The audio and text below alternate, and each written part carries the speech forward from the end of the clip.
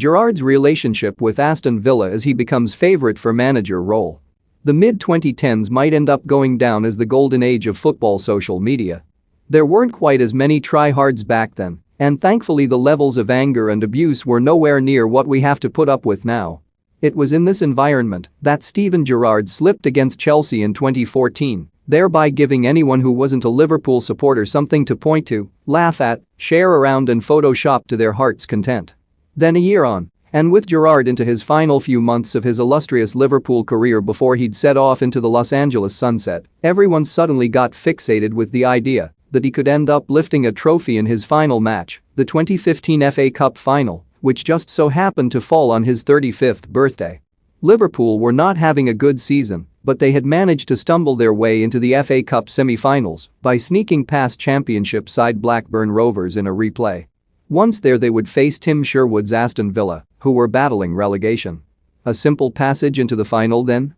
It had looked like it when Felipe Coutinho, Liverpool's only shining light that season, scored his third goal of the cup run, but Villa, driven on by teenager Jack Grealish, battled back and deservedly got the better of Brendan Rodgers' malfunctioning side thanks to goals from Christian Benteke and Fabian Delph in either half. The defeat confirmed that Gerrard had lifted his last trophy as a Liverpool player, and Villa supporters gloried in the idea that the Reds' captain's birthday was ruined. Fans of most other clubs had a laugh too.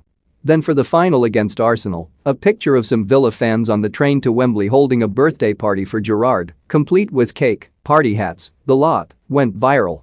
Cruel? Yes. Quite funny? Also yes. But then when Villa got thrashed 4-0 by the Gunners in the final, Liverpool fans got to throw that picture back at them. Slightly more innocent times, see. What's the point of all this? Well, probably that Villa supporters could be forgiven for having a bit of fun at Gerrard's expense, because he certainly had plenty of enjoyment at theirs over the years. Gerrard scored 13 goals against the Midlanders in his Liverpool career, 3 more than he managed against any other side, and those strikes included one of his 5 Liverpool hat-tricks in a 5-0 win at Anfield in 2009.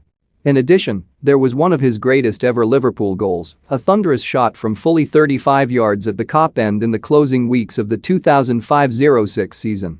A few weeks later he'd repeat the trick in the FA Cup final against West Ham. There was also a late free kick to win at Villa Park on the opening weekend of the 2007-08 campaign, as well as pressure penalties and well-crafted assists. There was also a red card in the mix too, with Villa pulling off some impressive wins at Anfield during Gerrard's time in the team, but usually it was the Reds skipper who enjoyed the better of the contests. Liverpool saw Villa as a rival for much of Gerrard's time, and the captain would have viewed games against them as the perfect opportunity to show just why it was the Reds who were usually better.